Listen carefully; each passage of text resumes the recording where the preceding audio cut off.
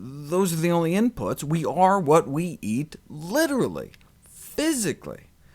In a sense, our body has to rebuild itself every 3 months with the building materials we deliver to it through our stomach. Right? Our mouths are like the access road to the continual construction site to our body. Trucks roll in 3 times a day. What do we want them to deliver? Some shoddy, cheap stuff we scrounged around for, or bought at the discount outlets that's just going to fall apart? Or do we want to build our foundation solid? Right? We are each walking around inside the greatest known architectural structures in the universe. Let's not ruin such grand blueprints by consuming junk.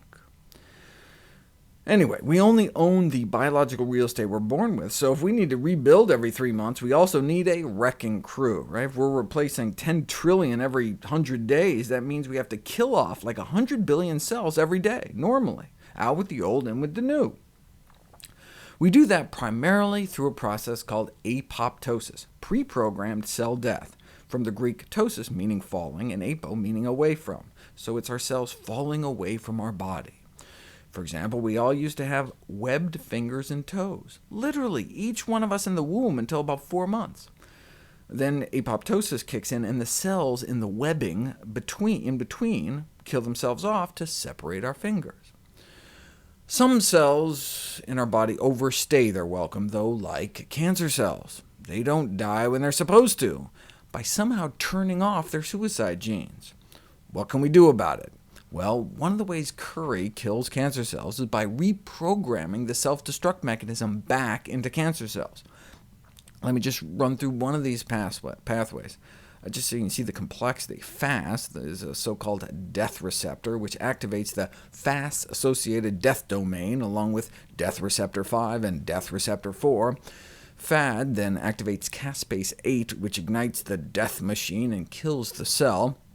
Where does curry powder fit into all this? In cancer cells, curcumin, the pigment in the spice turmeric that makes curry powder yellow, upregulates and activates death receptors, as has been demonstrated in human kidney cancer cells, as well as skin cancer and nose and throat cancer.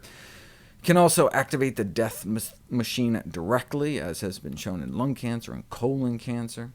Caspases are so-called executioner enzymes that, when activated, destroy the cancer cell from within by chopping up proteins left and right, kind of death by 1,000 cuts. And that's just one pathway. Here's all the other ways curcumin can affect apoptosis, and here's all the different types of cancer cells curcumin can kill. But it tends to leave normal cells alone, for reasons that are not fully understood. Overall, this review showed that curcumin can kill a wide variety of tumor cell types through diverse mechanisms, and it's because curcumin can affect numerous mechanisms of cell death at the same time, it's possible that cancer cells may not easily develop resistance to curcumin-induced cell